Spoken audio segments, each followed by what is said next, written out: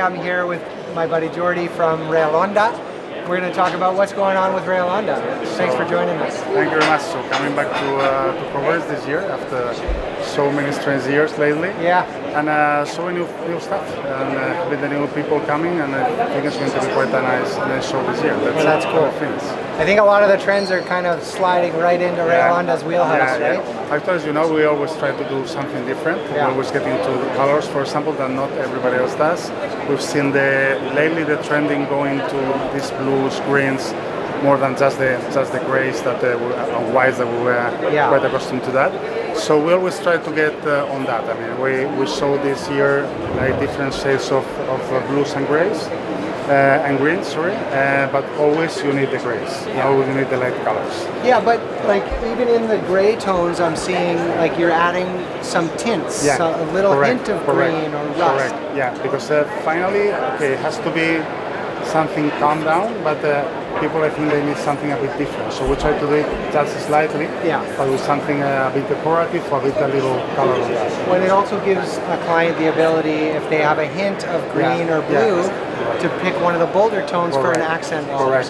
So that's always the idea. We have always more neutral colors, but we always like to have the accent wall. So that's and the composition that you do, like the color tones between the soft ones and the strong ones, is a very good marriage. They go together very well. You need something soft, if not everything is too much. No, exactly. So now another thing that I see, this one actually is in my trends presentation. The boom in technology and digital is a big thing. So what's Realonda utilizing and leveraging? Actually we're already some years ahead, I think, from some of the other factories. In this case, we are in some mix between matte and glossy vanilla finishes. Inkjet always, both of them, so you can do the designs on the vanilla. As well, we are trying with sinking inks and with the 3D glazes, because the last thing is 3D inks.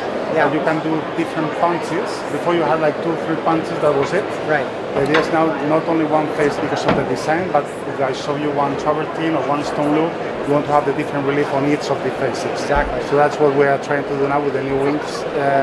That really goes quite deep on that, even a meal something, so you can do different faces. Plus, one thing that we talked last time, we talked about these things, is we already ran the first production of one tile. I don't have it here, because it's a special production, but the first long-run production of an ink glaze. That's right. So a jet glaze. So it's the new technology, digital glaze that is coming now. We've been running that for the last 2 years and a half. Quite hard on that. And finally we did the first production just last month. So congratulations. That's really cool. So we're trying to get, probably for the next exhibition in Trusay, we will be much more showing much more things in the exhibition, and so it's something really that is going to be probably a breaking point in the industry. 100%. So for people that aren't tile nerds like us, explain why it's so impactful. Digital glaze. The point is that for the last 20 years, when we started with the inkjets technology, was that ink. With the ink, what you get?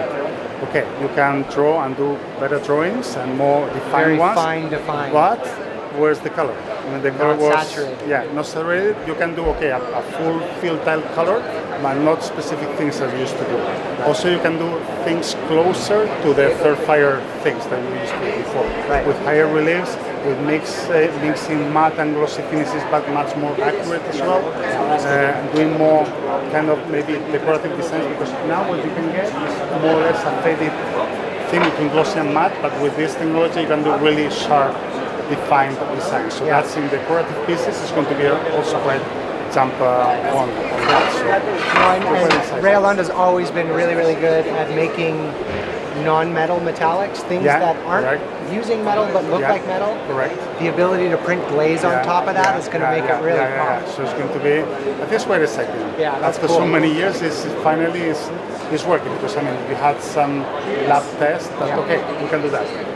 Put it into production after 30 meters, not working. It's a big difference. I know from working in product development between being able to make one piece and being able to make 30,000 pieces.